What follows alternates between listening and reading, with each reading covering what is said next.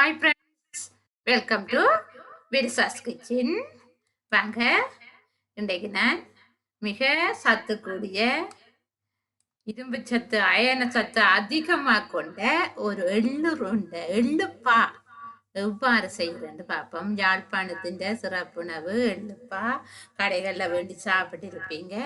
நாங்களே செய்து சாப்பிட்டா அதில் ஒரு தனிச்சுவை வரும். என்னென்னு செய்கிறேன்னு பார்ப்போம். இன்றைக்கு நான் கருத்த எள்ளு, சுத்தம் செய்த கருத்த எள்ளு ஒரு சுண்டை எடுத்திருக்கிறேன். அந்த ஒரு சுண்டு எள்ளுக்கு உளுத்தமா போடணும். உளுத்தமா உங்கள்ட்ட இருந்தா அரை சுண்டு உளுத்தமா யூஸ் பண்ணிக்கொள்ளுங்க. உளுத்தமா இல்லையா இருந்தா கருத்த உளுந்து அல்லது நாங்க வடைக்கு பயன்படுத்துற வெள்ளை உளுந்தண்டான அரிச்சு வறுத்து இப்படி எடுத்துக்கொள்ளுங்க.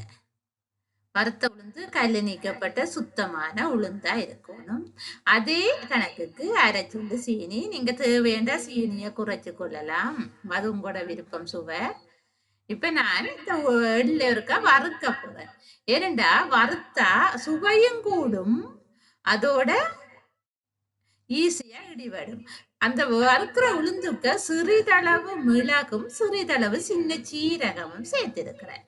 சேர்த்து போட்டு அதை வறுத்து வச்சுட்டு அப்படியே இந்த உளுந்த நான் அரைக்கிறேன். அரைச்சு போட்டு அதை அரிச்சு எடுப்போம். உளுந்த அரிக்க கொஞ்சம் அரிவிடாம இருந்தா திருப்பி இன்னொரு தரம் அரைச்சு போட்டு அரிச்சு கொள்ளலாம். எள்ள வறுக்க ஒரு வெடிக்கும், மருந்தன் வரைக்கும் வெடிக்கிற சத்தம் வரும். அந்த வெடிக்கிற சத்தம் வரைக்கும் நீங்க இறக்கி கொள்ளலாம். இப்ப நான் எள்ளு வறுத்து அங்கால் பக்கம் ஆறுது, அதை ஆற விட்டு போட்டுத்தான் உளுந்து அரைச்சேன். நான் இப்ப உளுந்தும் அரைச்சு சீனியும் அரைச்சிட்டேன். ரெண்டையும் நாங்க ஒண்டா கலந்து கொள்ளுவோம். உரலுக்கு அடிக்கிறதா இருந்தா ஒண்டா சேர்த்து ஒரு ஏரியா இடிச்சு கொள்ளலாம். உளுத்த மாவாக்கி போட்டுத்தான் அது முடிக்கணும். இப்ப நான் மிக்சிக்கு தான் போட்டு அடிக்க போறேன். உளுந்த சீனியையும் கலந்தாங்கால வச்சு போட்டு இப்ப நான் எள்ள அரைப்பேன். எள்ள எள்ளுதான் கொஞ்சம் சிரமமா இருக்கும் எள்ள அரைக்கிறது. என்னடா முழு எள்ளும் அரைப்படணும், அதோட எண்ணெய் வரும் அரைக்க. அந்த எண்ணெயால எள்ளு அப்படியே திரண்டு வந்துடும். சில பேர் அரைப்படாம கஷ்டமா இருக்கும், விட்டு விட்டு அரைச்சு கொள்ளுங்க. இங்க பாருங்க, அப்படியே திரண்டு வந்துட்டு இதுக்கு தண்ணி உண்டு நான் ஊத்தையில அந்த எண்ணெயில தான் திரண்டு வந்தது. வடிவா முழு எள்ளும் அப்படியே அரைப்பட்டிருக்கும். எடுத்து பார்த்தா தெரியும். எள்ளு முழுசா இல்லாம இருந்தா ஓகே, அரைப்பட்டுட்டு அப்படி அமர்த்தினீங்கன்னா கையில எண்ணெய் வரும்.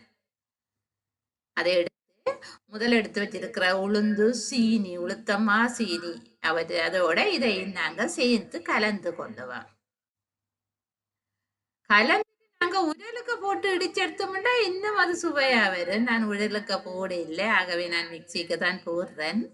பாருங்க, இதுல ஒரு சுண்டு எள்ளு, அரை சுண்டு உளுத்தமா, அரை சுண்டு சுகர் பவுடர் ஆக்கி வச்சிருக்கிறேன். அவ்வளத்தையும் அப்படியே கலந்து போட்டு கலந்துட்டேன். திருப்பி என்ன செய்ய போறேன்டா, திருப்பி இன்னொரு முறை அதை நான் மிக்சிக்க போட்டு அரைக்க. ஏனண்டா இது எல்லாம் ஒண்டா சேரணும்ன்றதுக்காக திருப்பி ஒருக்கா அரைப்பேன்.